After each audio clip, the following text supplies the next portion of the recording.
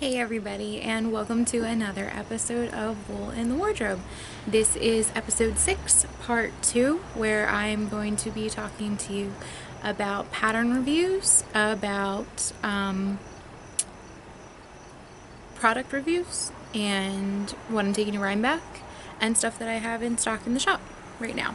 My name is Kelsey, and I'm coming to you this time. I'm so excited. I'm coming to you from my deck, which is awesomely big, where I hang all my yarn to dry, as you can see behind.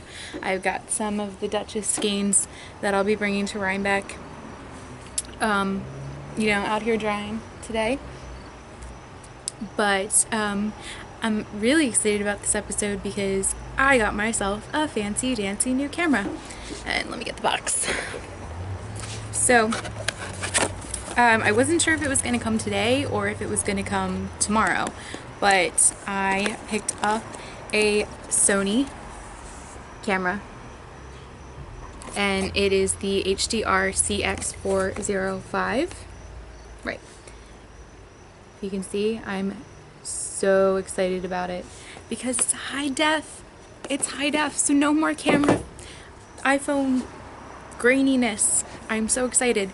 But yeah, anyway, I'm gonna kick it off with some admin stuff, and then I'm gonna do a pattern review, then I'm gonna do product reviews, and then we're gonna talk about Rhinebeck and what we're taking to Rhinebeck. So without further ado, I just wanted to address and thank you to everyone who watched part 1 of this episode and let me know on Ravelry that I had misspoke. I said it was a year-long knit-along for the shawl-along. It's actually only 6 months because I started it in June, and it's going to go until January 1st, 12:01 Eastern Standard Time. I think I was saying year-long because I was thinking, oh, it's going till January. That's 2017. But correction on that, it was only a 6-month shawl-along. So no panicked viewers or anything like that. You guys had it right. It's still in January. And if you haven't watched the podcast before, and you knit stuff from June on, you can post to get credit for the shawl along. You don't have to, if you're just hearing about this, you can double dip, you can triple dip, quadruple dip. It's encouraged. So so just join in, and there are lots of prizes. I will be showing some of the prizes I have up in my office probably next week. I think I'm gonna get the podcasting bug, so I know you guys hadn't heard from me since May, but I'm pretty sure with this new camera I'm gonna be recording all the things. So go ahead, post in. There's an FO thread and there's a chatter thread, so please keep the chatter in the chatter thread. I don't want to have to delete comments, but so that's why I made a chatter thread, and FO thread is where I will be drawing prizes from. So with that being said, all the information can be found on the Primrose Yarn Co. group page on Ravelry, and then I also have a podcasting page for Wool in the Wardrobe. And if you haven't joined, please do. And you can find all the information for the podcast there, and you can find all the information for yarn and Primrose Yarn Company on the Primrose Yarn Co. page on Ravelry. So now, with that correction made, I'm going to get into pattern reviews, and I'm looking to the side because I have my notes over there. First, I'm going to talk about the Exeter cardigan that I knit by Michelle Wong, and I'm pretty sure that she had designed that for Brooklyn Tweed, Brooklyn Tweed, with a collection she did with Jared Flood. I don't know if the masculine version of that was the Timberline cardigan, but it sure looks like it, and that one was a Jared Flood pattern. And if you guys didn't see the last one, I planned to knit my husband the Timberline cardigan for his Rhinebeck sweater last year, and that didn't happen because clearly I didn't even get my Exeter cardigan knit as my Rhinebeck sweater for last year, but that is going to change this year. He won't have he'll still be wearing his Gramps cardigan, but I will have my Exeter cardigan featured as my Rhinebeck cardigan this year, and I will be wearing it, and I'm really excited about it because that was massive undertaking, for me at least. It was so many cables. But, so, yeah, my thoughts on that cardigan specifically were, it was awesome, extremely well written pattern, very straightforward.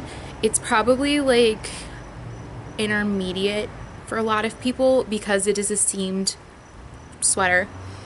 That's not said to be like scary or anything. It's just not top down, so you're not able to knit it all in one piece, which up until this point I've only knit my garments top down, but I'm really excited now about knitting seamed pieces because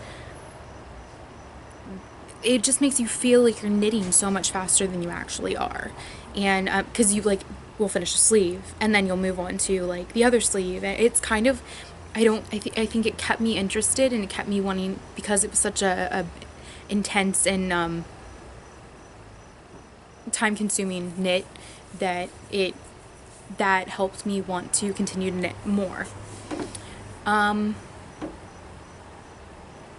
By the way, this is my second time recording this because I didn't realize how much space is actually on a tablet, so I ran out of space on my other tablet. So I'm gonna try to remember what exactly I said because I had a lot of information pertaining to the Exeter cardigan and the Timberline.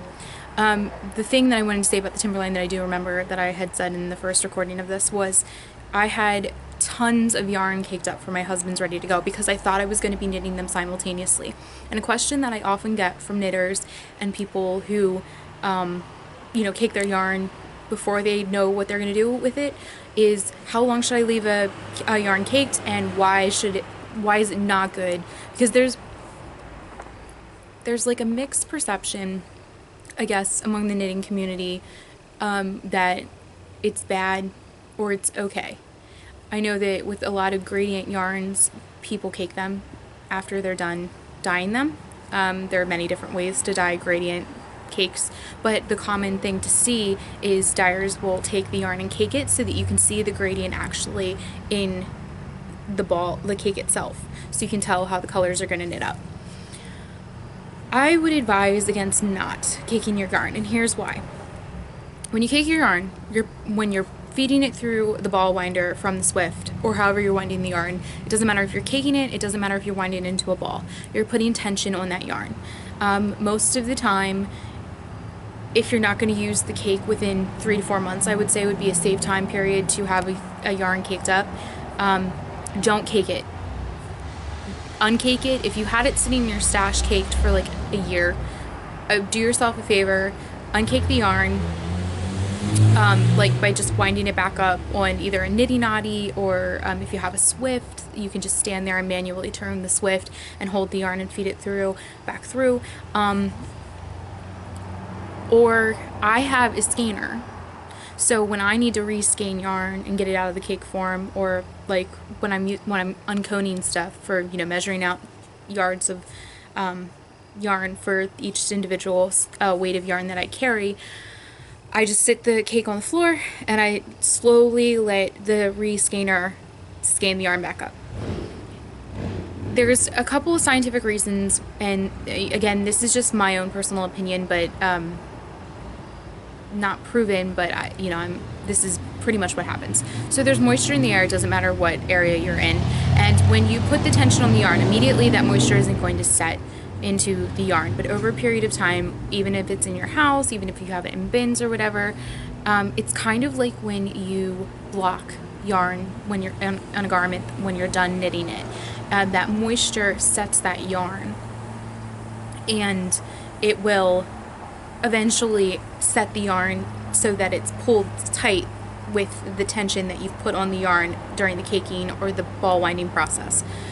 So that's why I say within 3 to 4 months of having caked it, you should be using it. If you don't like I said, reskein it. The best way to reskein is using the processes mentioned, and then I would go ahead and soak it with a little bit of soak or eucalyptus or anything like that, and then I would hang it out to dry, and just let the yarn fluff itself back up and go back to its normal setting. And if put it back in your stash and wait till you know what you're going to do with it. I know I'm saying a lot, but I'm kind of distracted because I have like neighbors on either side of me and a couple, they're outside doing stuff. But go ahead and just basically rewash the skein, and when you do that, it'll plump the yarn back up when it's drying, and it'll let it get back into its fluffy form. And a good thing is some of the cones that I get from my wholesaler are, I can tell the yarn's been sitting for a while just because of how thin it looks when I'm skeining it up, but because I'm dyeing it, it's going to hit moisture, and then I'm going to sit it out to dry anyway. So this is a colorway called Angry Ocean, and you can tell how like fluffy and chunky the yarn is now. It's a worsted weight, but look how like puffed up it is compared probably to like what it looks like when it's in like a skein form. Before I dye it, but it's had time, it's aerated outside, it's got its fluff back, and it's ready to go and be skeined. It's dry. So that's my spiel on cakes and letting your yarn sit in cake form for a while. I just wanted to touch on that because like I said, I had yarn, probably 12 skeins of worsted weight yarn set aside for my husband's massive Timberline that I haven't used in a year and a half, and I'm pretty sure I'm gonna have to re-skein the yarn. I think I'm gonna over dye it, to be quite honest. It's a color that I'm not super happy with, and I don't think he would wear all that much, so I might over dye it, kind of like what I did for my calligraphy cardigan by Hannah Fettig. I saved yarn that wasn't really a popular colorway, that people just didn't seem like they were interested in, and I over dyed it, and essentially knit something that I was happy with, which is important as knitters. You don't want to, just because it's a colorway, you don't want to, have to knit something out of it to feel like you're getting the yarn out of your stash. You don't have to look at it anymore. So, saved yarn. Next thing I want to talk about is Party on My Needles, which I do actually have here with me. So this is my Party on My Needles by Joji Locatelli with my awesome Sucre stitch marker. It's just so cute. Look at that. It's like a little cafe latte, the dollop of whipped cream and the cinnamon sticks. Awesome. This is my Party on My Needles, like I said, that I did kits for actually, and there are still a couple left up in the shop. So if you haven't had a chance to check those out, there are still a few available. This one is actually Grunge Party, is the kit that I made for this, and I have it in kit form. So this is what they look like when they're in the kit, and it comes with 2 skeins, full skeins of my Cosmic Helix. It's all Cosmic Helix based, so it's 2 full skeins of the Cosmic Helix in the main color, and then 2 smaller skeins. It's 180 yards for a mini skein. So you have the perfect amount to knit either the large or the small, totally your preference, but it does have enough in here to knit the both sizes, which I do like how she's doing, size preference stuff. Some people don't want to sit there, they don't want to knit forever and ever on projects, and so a lot of designers have been taking shawl patterns and making them smalls or larges, and I really think that's a brilliant idea because some of us have also limited stashes, or you want to use like leftovers and you're not going to have enough of a certain colorway, so these are available now. Next thing, Striped Estrogen Shawl by Stephen West. I think it's a great pattern, although I did say how big it was. It ended up, it was this big. If there's ever going to be a pattern to give you carpal tunnel while you're knitting, the bind off is a bear. I'm not going to lie. That's not to say I didn't like it. I do think that I'm seeing a lot of like trends with his designs. The striped estrogen one, you know, he's taking the same style and twisting it at the bottom and the border, and I think that's good, but sometimes I feel like I'm buying the same pattern when I start at the beginning and the body is like almost the same as something else that I've knit. But I do love his patterns. I think that they're great. I think that his color use is awesome.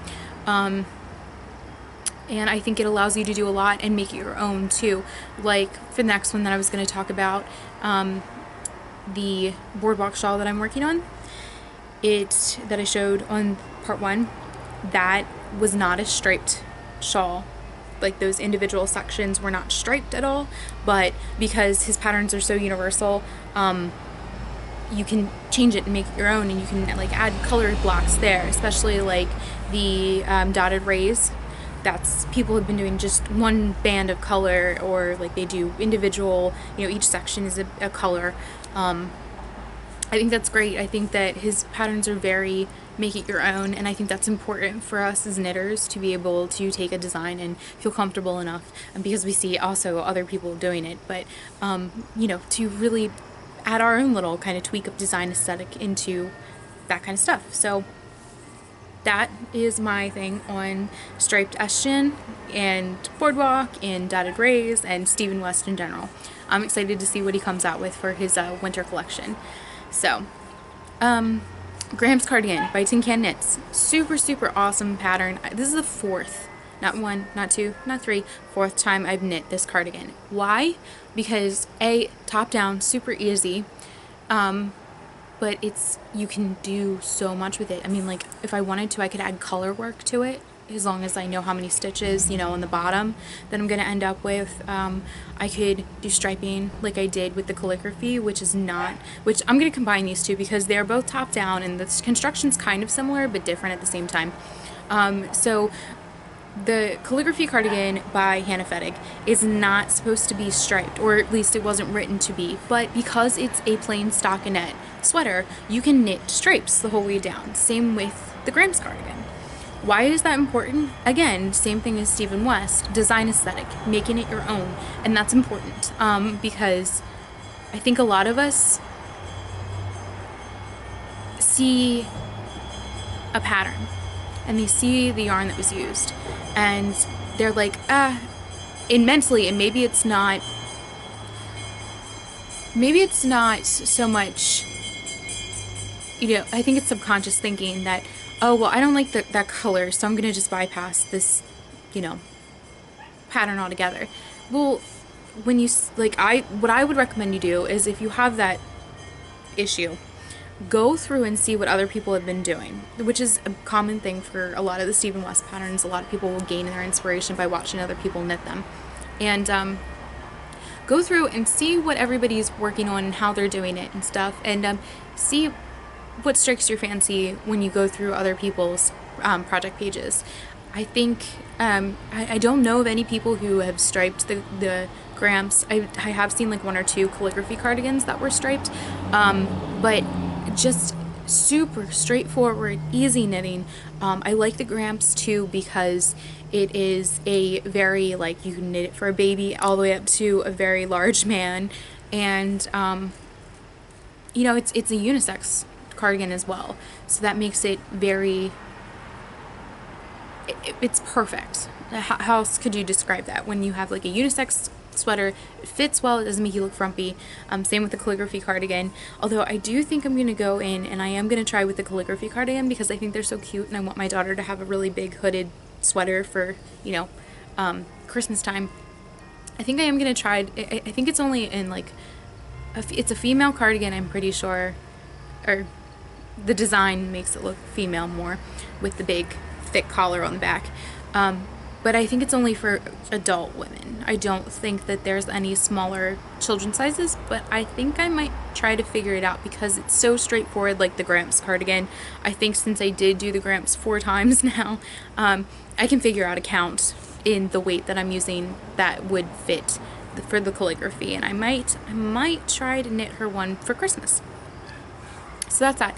Those are all the pattern reviews I actually have for this week. I wanted to talk about product reviews because I often get a lot of questions about my favorite needles, my favorite products that I use, what are my bags, what do I keep stuff in, what do I use on a daily basis. And so rather than answer the questions through like emails or questions on Instagram, which you can find me, by the way, if you don't follow me, my main source of social media is on Instagram as Primrose Yarn Co. And if you want to know what's going on in the shop, you want to know what I'm dyeing, you want to know what shows I'll be at, that is my main source of social media. And I love Instagram, even after they revamped Instagram, unfortunately. I still love it and I still use it. It's my primary source of social media. So follow me on there if you don't, and you will know all the good things about Primrose. So, my first thing, and I have a lot of them to go through, chicken boots. I mean, the name, I want to know where she came up with it. It just makes me happy.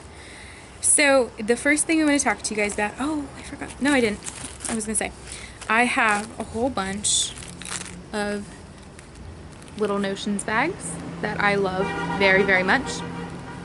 This is the small one, and this is the larger one. And I love this one. This is my like universal. If I'm working on a project like steadily or monogamously, this one will go in the bag that I'm working on. So right now, since I'm working on my dad's Gramps cardigan, it lives in my dad's Gramps cardigan bag, which is my 2015 Rhinebeck bag. But I love this because, one, if you can't see, I can put all sorts of happiness in this bag. So I have stitch markers, I've got spare yarn for like sleeves, holding stitches, I've got needles galore, I've got, you know, it's a mess in here, but I've got so many of the things. It fits like everything that you would need. This one's good for like holding little mini Notions. So like I have like a cable needle or a holder in here. I have little stitch markers. I have safety pins. It's like the main thing every knitter needs is safety pins. But I love the fabric too. I mean, look, it's Pac-Man. It is Pac-Man. Get down with your nerd self. It's amazing. So this, and then I have the sloth one. And that is what I want to say. Herb Notions bags, they're great. I think these retail for $12 and these are $18, I think. It's worth it. The construction is also extremely well done. So she just picks such beautiful stuff. And my first recording of this, I didn't actually have some stuff that I ordered. I splurged. Guys, it's chicken boots, you know? Well, so my first recording, I said I was going to try to get one of these because, wait till you see what's inside. But this is the mini interchangeable needle set. And I also have the large. So I'll explain why I have both. Let's turn it around the other way. So here's the large, and here's the small one. I think I paid $38 for this one, and this is in Hardala. And then this is, again, in the sloth, because I love this fabric so much, it's not even funny. And then in here, which I will talk about when I get to needles instead of bags and stuff, I have all of my Knitter's Pride stuff, because I'm a huge Knitter's Pride fan. So I've got my marbles, I've got my symphonies, I've got my, I think I have rose cubics. I've got cubics in here. I've got all sorts of good stuff. And then, if you can't tell, here's 1, 2, 3, 4, 5, 6, 7, 8 pouches for the cables themselves. And I'm sure if you like wanted to use, like if you don't have a set type of needle that you use, if you wanted to, you know, mark which cable, like I'm sure you could write it in Sharpie. I don't, because I solely use this for Knitter's Pride, so everything works with these cables. But you could write like Knitter's Pride cables or carbons, you know, whatever. And then I have my needles, and there's so many pouches. There are like so many. Just look. There's like so many here, and then you have another, pushing out my needles, and you have another row here, which is fabulous. And then not only that, like that isn't good enough, and that's not convincing enough to get one of these. Remember how I showed you the pouch, the larger notions case? You have another one on the outside of the bag. I know. Yeah, it's amazing. What I do is I keep all of my keys and my cable stops in the outside pocket because there's really no space on the inside, but it's perfect because it's a zippered pouch. And then this zips closed as well. And she has her little chicken boots pull tab. So there's that. And then I'll talk about the needles in there. I also have another one, same thing. These are special needles though, so I needed them to have their own case. Same thing, just one row instead of two. And I love the prints that she chose to put together. It's this beautiful rose print with this gorgeous gray. It picks up on like the gray blues. And then inside there's like a denim. That's brilliant. Just brilliant. Love it. Then, like, it's not enough. I've got two more chicken boots things to show you guys. Circulars. Set circulars. What are you going to do with those? Well, I don't know why I undid that before I showed it to you, but she makes, like, envelope cases. And this is her new special Halloween one. I actually did a couple bags in this print, which I have one here, over there. I'll show you. But this is her 2016 Halloween print circular needle case. Amazing. Yes. All good things. So good. With skeleton kitties and puppies inside. You guys, look at it. Look at the kitten. Okay. And then inside, it's like an accordion. So you just stick your needles down in. And what I did is, because I'm like OCD and I need to have this in my life, is I actually kind of like took a knife and scraped off, because these again are Knitter's Pride, and then I have some signatures in here and stuff. Marked off one or two of the ones that had the sticker on them. So as you can see, I just like took a knife, scratched it off of like the outside of one of the pouches, the packaging that I got the needles in, and then just stuck it on, and it sticks really well.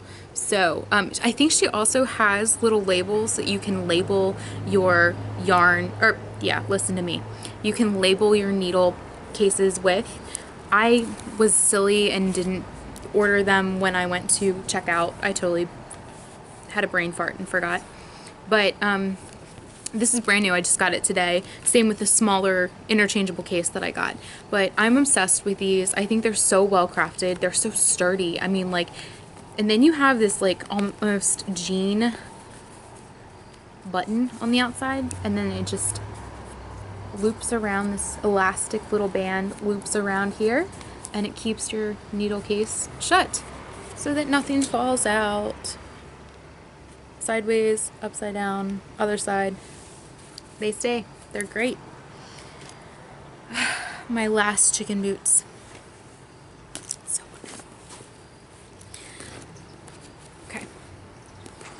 I'll put this out here so I can talk about it later. This is my last chicken boots bag that I have. This was for her Harry Potter update that she did like 2 months ago. Something like that. This specific bag is the Quibbler. Luna and her dad have the Quibbler in the movie, so you have like the Quibbler glasses, and then you got Luna's sneakers on the back, and you have like her horseradish earrings. I don't know if you can see the earring loop. I don't know if it's gonna pick up. So you've got all that, and I don't know if she had this stuff designed, this print designed for her, but I love it. I love Harry Potter. I have a problem. It's okay. I know that I have a problem.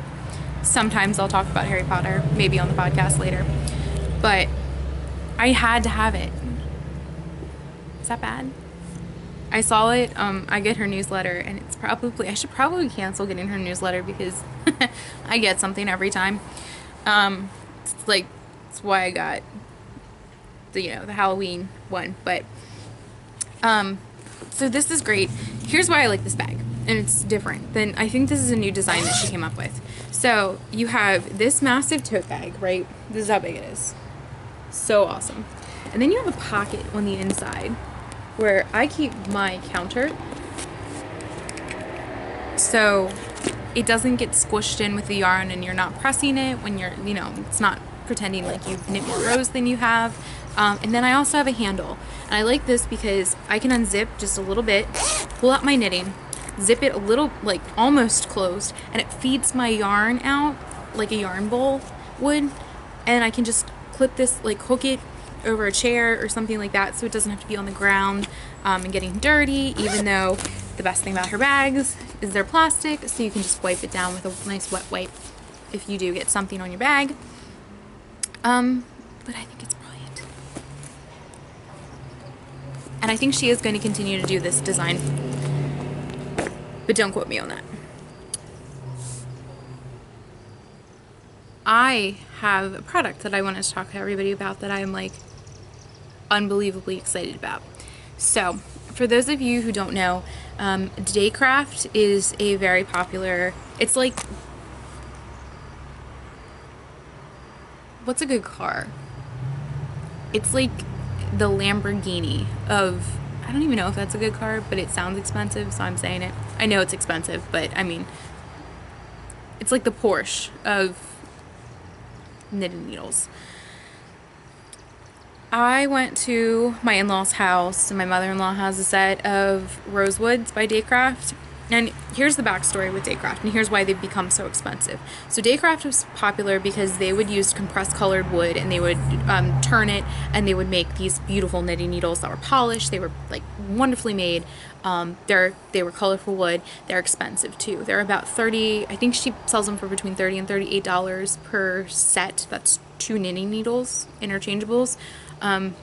I don't think she ever didn't do interchangeables. I think she only had interchangeables, and she had double points, and I think that was it. That's all they did.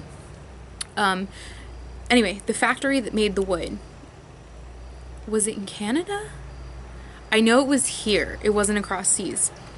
It was within the area of the United States, Canada, and all that good stuff. It burnt to the ground. It's very sad. Very sad. They said they did explore other options on how to get wood, colored wood, so that they continue to make their knitting needles, but unfortunately they found one in China, but they use, I forget what the name of the chemical is, but anyway, it would be really toxic if you're turning wood and the chips are flying up and you could inhale it. They said they're not going to use that company. So right now, all they have left are the spare wood that they had lying around in drawers and stuff like that. So they're sort of turning out needles every once in a while. Well, I've been like keeping my eye on the de-stash page, and I'm not even kidding. If you don't tell someone that you want their de-stashed Daycraft needles within like 3 minutes of it posting, you're not going to get them. Same with their shop updates for their turnings. They can do metal needles, which I think they've really started to do. Although I have a thing about metal needles. They're not mine. They're not my thing. But like I said, if you're not on their pages within 5-10 minutes of them putting stuff up, you don't get them. They're gone. It's insane. When people de-stash them, they double the price. So first off, these are my Rosewood Daycrafts that I got on a de-stash minus 2 sizes because I have like 5s and 6s that I'm using right now. And then I happened to be on Facebook when she posted that they were doing a turnings update, which is their wood. That's what they call their wood knitting needles, their turnings. And I happened to grab 4 sets. So that's pretty awesome because I have rosewood needles that I love so much. Look at them. Aren't they? They just make you happy, don't they? Like, look at the quality. I'm gonna pull out I think these are the 11s, but just look at them. Look at how shiny. I'm gonna try to block out the sun. And they're smooth. They feel like glass. They're amazing. If you are not familiar with their knitting needles, it's a sad thing because they're not going to make much more of them probably. They're running out of, I think, wood.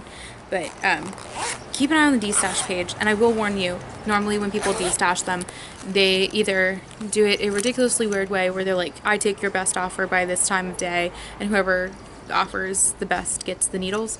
Or they say, I want like $550 for a full set.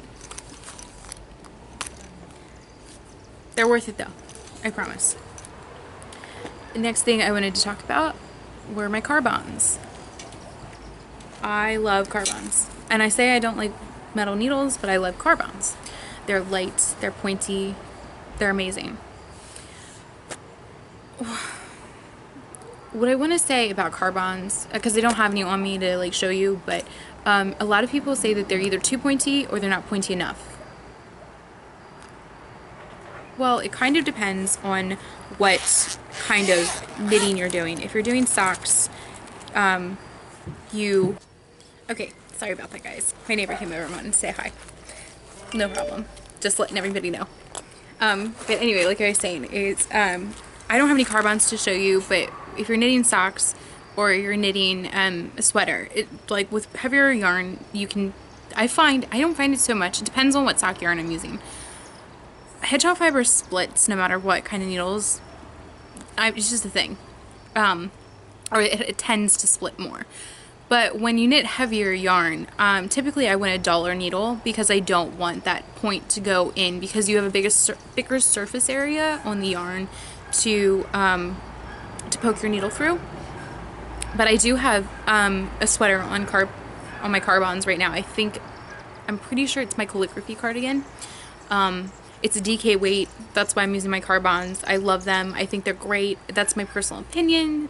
You're all entitled to your own, but I do love my carbons. And I actually ordered a size 2 double point set to use for my Cozy Memories blanket. And I know anyone who's watched the podcast before, and I did have this pointed out on Instagram, will probably be howling their butts off because I said that I would never, ever, ever knit a fingering weight Memories blanket. Yeah, well, that changed. I watched Katie of the Inside Number 23, and the way she spoke about the Cozy Memories blanket just made me want to cast on one so badly. So I cast one on. I'll show you guys next week that I fell down the rabbit hole hard. But anyway, what I was going to say about, here's a set of the,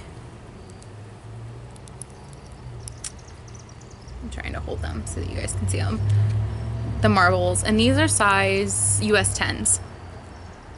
And I know, so funny story with these, they're fragile because they're plastic, so you can snap them pretty easily, just like wooden needles. I think metals are the most strong that you can get. But I was sitting on my couch and I had sat my knitting down to go get something to drink, and I came back and I sat down on my, I think they were size 4s. Yeah, they were the pink ones because I had to order another set. I sat down on these and they snapped in half, and it was a sad day. But I just popped on Amazon because we have Prime, and I ordered another pair. I mean, you can order them by sets or you can order them individual interchangeables. I also wanted to say, I used to not be a fan of interchangeables. Well, stupid me, I was not locking the needles. They were twisting apart when I was knitting, and then half my knitting would like slide off the side. I lock them now. I know that, silly me, so dumb, but it was alright. Then another knitting needle that I like by Knitter's Pride are their cubics, because I love wood. I love wooden needles. I'm like holding my hand the wrong way. These are the cubics. As you can see, they are square. Okay. The only problem that I have with these needles is that they don't really fit into gauges. So when the print eventually will rub off. It just happens. It's a thing that happens with a lot of their needles. The marbles that I have that I just showed you guys are already starting to wear off. The thing I don't like about the cubics is they don't fit really into the gauges. So you kind of have to know what your needles are that you're using, because once it rubs off, you're not really going to be able to tell. I know that a lot of shops are doing destashes with their needles, or they're like putting them on sale and stuff like that. I know the Eat Sleep Knit right now has a sale on all their cubics. I think they're doing a large sale on their interchangeables by Knitter's Pride. No idea why. I love them. I think that they're great knitting needles. Those are the ones that I have by Knitter's Pride. Oh, I really wanted to talk to you guys about this because I think it's really important. If you're a spinner, you'll appreciate this. I hope. I had to troubleshoot Acroworks because before Tour de Fleece started, I ordered 3 bobbins. I was determined because I loved the way people were spinning on their Acroworks bobbins. And I was so excited when they came out with Ashford Joy double treadle ones for the sliding hook style. So, you know, I treated myself a little bit to 3. But when I got them and I tried to spin on them, they were catching. Because if you don't know, the tension wire is not a wire. It's a piece of plastic. It's like plastic fish line. I'm sure you can, you know, come up with another tension wire, but it was catching on the groove that they have for that, and it wasn't allowing the bobbin to rotate. It was holding it. So what I got on the phone, and the wonderful guy who owns Acroworks talked to me for like an hour, and he was great. He tried to get me to use a pencil, like a lead pencil. You know, I tried Vaseline. I tried every kind of lubricant we could think of. And then my husband, who is brilliant, someday I'll have him on the podcast, I swear, because he troubleshoots all, I mean, he does not knit, he doesn't spin, but he knows what he's doing, told me to get, it's called Pro Graphite. And because we started off with a lead pencil as a lubricant to allow the bobbin to rotate, and it wasn't working. I mean, graphite is very good for as a lubrication, and that's what this is for. It says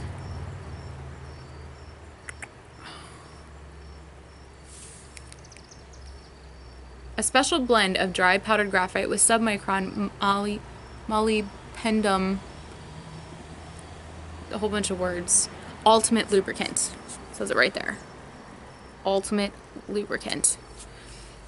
I agree, because it's a powdered form, so you don't want to like put your face into it when you're using it because it is graphite, so you don't want to like sniff it up in your nose, but keep your head back a little bit and just dab it on because it comes out pretty fast, so you don't want to squeeze the tube, and just dab it on. And what I did was I had it on my spinning wheel and with the tension bar back, so I didn't have it on, and I put a little on the top, put the bar on, and then started to rotate, and I stopped, put a little bit more, rotated it. You want to get it under that wire because you want that lubrication to be underneath of that wire. And it made all the difference. Now I can, because I was spinning super thin, and it was feeding the yarn too fast into my wheel, and it wasn't allowing me to spin at the speed and the pace that I wanted to spin at. That solved the problem. But other than that, these are great bobbins. Why do I like them, you say? You ask? You can see you're spinning through here. And not only that, but they're fun colors. I mean, wood's nice and all that comes with the spinning wheels, but don't you like want your spinning to be pretty? So I got pink, purple, and a light pink, and I think I might go back for more now that we've troubleshooted my problem. Do it. Get one. Get one at least. He does have a variety. He has some for the electric spinners. What else? I mean, like, he has a whole bunch, and he breaks it down. Make sure if you do have an Ashford Joy that you either get the sliding hook. You make sure that you're either getting the sliding hook or the There's another one, and I don't have it, so I don't remember what it is. But it's all explained on his website, which ones you need for which spinning wheels. Good? Win. And my last product that I wanted to review, Tuft. And this is their red currant. And it's amazing. It opens, and it's almost like a little deodorant stick, which makes it really cute. But you just turn the bottom, and then you can put some on, I put some on the top of my hands like this. It smells really good. And then I just rub it in. And it's amazing. And it's like, it disappears. No really residue. You can tell that you put something on your hands, but it's not that slimy, lotiony feeling residue because it is made with cocoa seed butter, lanolin, so from sheep, coconut oil, beeswax, shea butter, and essential oils. So it's great for your hands. I know that during the winter my hands get kind of cracked, especially if I'm spinning. And if I spin in cold places, like if I'm at an event and I'm sitting there spinning and it's super cold in the building, my hands start to get kind of irritated. So this works great for that. And I got 3 of them. I got the lavender, I got the red currant, and I got one more. But she has a plethora of scents and stuff, and they all sound wonderful. So I got the 3 that I thought were gonna be my favorite, and I love them. I love them very much. Okay, let me move all of my other stuff out of the way, because now it's time to talk about Rhinebeck. I know you guys are all excited, and I'm getting really amped because guess what? 1 month. Just one. Who else is excited? Please, please, please. Oh, also comment what you want to see at Rhinebeck too. I always love customer feedback. So if you guys have any specific colorways that you love, you want to see a lot of, please let me know. Witching Hour will be there in limited quantities though, because here's why. That is the most pain in the butt colorway to dye. It's like a 15-step process to get that colorway. Now, I mean, like, that's an exaggeration by like that much, but it's a lengthy process. So I am dyeing Witching Hour. It will be there. It will be there in the massive Duchess skeins that I have sitting here, and which this again is Angry Ocean. It's not Witching Hour, but it will be in the Duchess skeins. And then I have it in some sock. I have it in some Cosmic Helix, which is, these are all new bases, by the way, this year that I'm bringing. I do have some of the old bases still left in stock, but they're also in limited quantities. I can't dye anymore. I don't have any more. I don't have access to them. I tried to, wow, that was a loud truck, right? We live on a main street in our town, and you can hear like all the traffic, I'm sure. But I don't have access to it. I found the supplier who supplies to my who supplied to my old supplier in the UK, and because they do business with them, they're not going to sell to me. It's a long story, but they have a contract with the US supplier that they can't sell from the UK to the US unless it's to them. But I have Cosmic Helix, which takes the place of my old Helix base. I have Luscious Sock, which takes the place of Zigzag Sock. I have Jasper, which takes the place of Whirl. I should know my old bases. Spiral, I will still have, but will not be at Rhinebeck. My new supplier actually does have the exact base that I used for the Spiral. Don't have any Corkscrew, which is my bulky. And the Twist is my worsted, which the Rhaegar, which is the base that I used for the Duchess. The Duchess is just the specialty skeins at the large yardage quantities, 400 yards for those. The Rhaegar is the worsted base that I used for the Duchess skeins. It's just not, it's not 205 yards as the regular Rhaegar skeins are. This will be 400 yards. But I do have a new colorway that I really wanted to introduce to you guys. I'm really excited about it. Let me get all of them. So this is my new colorway called Stranger Tides. Actually, I'm just going to hold up one, and then I'll hold them up individually. This is Stranger Tides. And it's so pretty. I don't know if it's gonna come out actually like aqua-y like it should, but it's like aqua and then deep, deep blues. Let me see if I can get a better picture of those deep blues. And then you've got like the purples and the yellows and the greens and stuff, and then you've got some white. And this is called Stranger Tides. These are how big these skeins are. This is the Duchess skein. And 400 yards again. I think it's a 3-ply worsted. So perfect for sweater quantities. Honestly, I could knit myself a sweater out of the 3 of these. They will be retailing for $40 a piece. I think I have 600 skeins that are coming to Rhinebeck just in the Duchess. I have, I think, 700 or 800 skeins. I want to say like 800 that will be coming in the Jasper, which is a DK. Because I know you guys really wanted worsted last year, and I heard your outcry, and mainly the worsted that I will be bringing are in these massive big skeins. So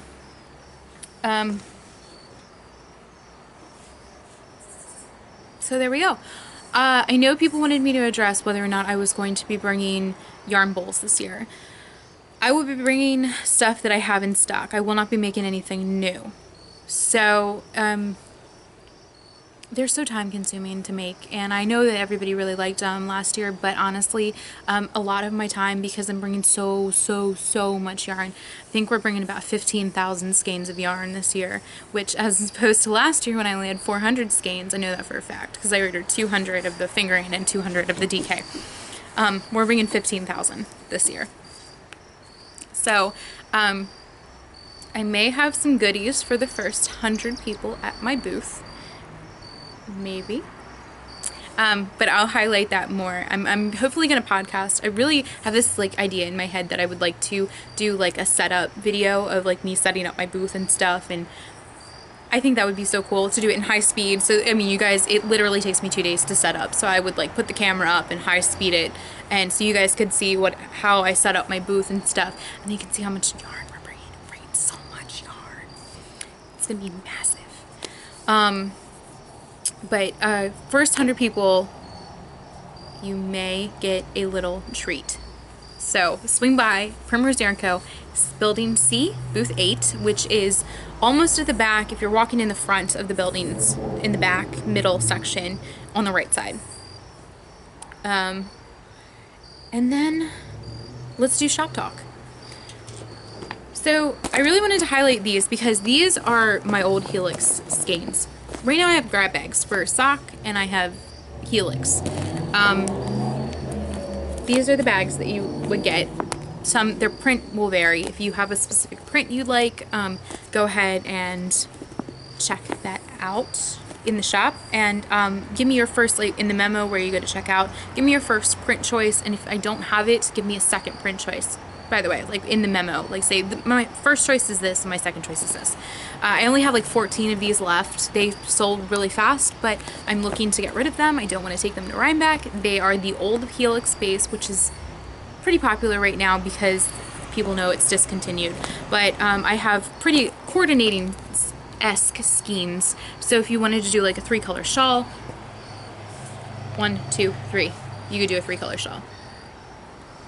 And then these are my awesome boxy clear vinyl totes. So super, you know, roomy. I think like I showed you guys the boardwalk shawl, I have like 6 full skeins of caked yarn in there, and my project, and my notions. Yeah, so you can fit a lot in these. These are great. Again, I'm gonna highlight. It's getting really dark, so I'm gonna try to speed this up a little bit. I'm gonna highlight that I have a couple. Look how it glows in like the setting sun. Isn't that awesome? You can really see how neon these are. There's one of these. This is the last one of the grunge party kits that I have left. I have a couple of other ones that were made specifically for Party on My Needles, but these will not be repeated again. And if they don't sell by, I want to say like next week, I'm probably going to deconstruct them and sell them individually, or I don't know. I don't know what I'm going to do with them. But they're great kits. You get a lot for your money. You get actually a lot more than you would if you were paying for the skeins individually. So, Party of My Needles kits still available in the shop. I have a bunch of Cosmic Helix. I have a bunch of, my fantasy football thing just went off. I have a bunch of Zigzag leftover that I'm getting rid of. I have my old base. I have some worsted in new colorways in there. I don't think I have any DK. I think that's about it. I would love if you guys could take a look at the Ask Me Anything thread. If you have any questions, you have any comments that you would like me to address on the podcast, please feel free to check out the Ask Me Anything thread, where you can say, hey, you know, I heard you mention this, or hey, I'm interested in this. Can you talk about this on your podcast? Please feel free. It's on the Wool in the Wardrobe podcast page on Ravelry. Or at least it will be if there's not one. And then also Primrose Yarn Co. If you're not a member, please join. You can find about our specific yarn knit-alongs. Same with the Wool in the Wardrobe. I normally put knit-alongs on both because I address them, you know, on the podcast as well. But please join both groups. Follow me on Instagram to see all of the latest yarn news for Primrose Yarn Co. And with that being said, I think that's it for this part 2 episode. Thank you so much for subscribing to the podcast. Thank you so much for letting me talk to you guys for a little bit. And I hope you guys have a fantastic weekend, because it is Thursday, so the weekend's coming up soon. And with that being said, happy knitting. Bye, guys.